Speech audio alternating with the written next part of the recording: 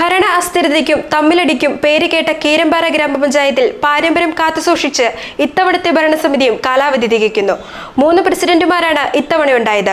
ആദ്യത്തെ 2 വർഷം LDF-ഉം തുടർന്നുള്ള 3 വർഷം UDF-ഉം ഭരിച്ചു. LDF-ന്റെ ഒരു മെമ്പർ അയോഗ്യയാക്കപ്പെടുകയും ഉപതെരഞ്ഞെടുപ്പിൽ UDF വിജയിക്കുകയും ചെയ്തതാണ് ഭരണമാറ്റത്തിന് കാരണമായത്. കീരമ്പാറ ഗ്രാമപഞ്ചായത്തിൽ 2015 മുതൽ 2020 വരെ UDF ആണ് ഭരണം നടത്തിയത്.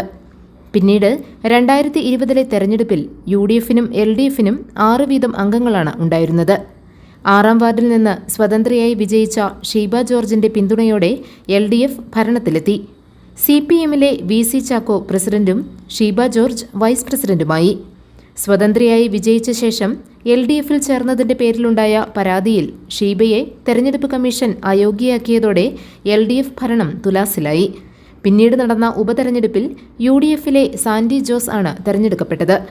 ഇതോടെ ഭൂരിപക്ഷം നഷ്ടപ്പെട്ട LDF പുറത്താവുകയും UDF അധികാരത്തിലെത്തുകയും ചെയ്തു.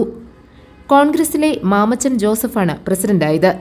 കേരള കോൺഗ്രസ് ജേക്കബിലെ ബീന റോജോ വൈസ് പ്രസിഡന്റുമായി.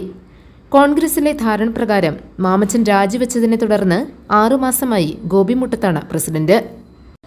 ഗോപിമുട്ടത്ത് പ്രസിഡന്റായ ശേഷം കോൺഗ്രസിലെ ഒരു വിഭാഗം ഭരണത്തിൽ കാര്യമായ പിന്തുണ നൽകിയിരുന്നില്ല. ഗ്രൂപ്പ് പോരും അധികാര വടംവലിയുമാണ് കാരണം. പ്രസിഡന്റ് മാറ്റത്തിലും ഭരണസമിതിക്കുള്ളിലെ തമ്മിലടിയിലും പേരുകേട്ട പഞ്ചായത്താണ് കീരമ്പാറ. പല ഭരണസമിതിയിലും മുന്നണി വ്യത്യാസമില്ലാതെ പ്രസിഡന്റ് മാറ്റവും കൂറുമാറ്റവുമെല്ലാം ഉണ്ടായിട്ടുണ്ട്. ഇത്തവണത്തെ ഭരണസമിതിയും ആ പേർ നിലനിർത്തുകയായിരുന്നു. എല്ലാ തെരഞ്ഞെടുപ്പുകളിലും ഇരുമുന്നണികളെയും തോൽപ്പിച്ച് സ്വതന്ത്രർ തെരഞ്ഞെടുക്കപ്പെടുന്നതും പഞ്ചായത്തിന്റെ മറ്റൊരു പ്രത്യേകതയാണ്. കഴിഞ്ഞ തെരഞ്ഞെടുപ്പിലും ഇത് ആവർത്തിച്ചിരുന്നു. News desk GTV news.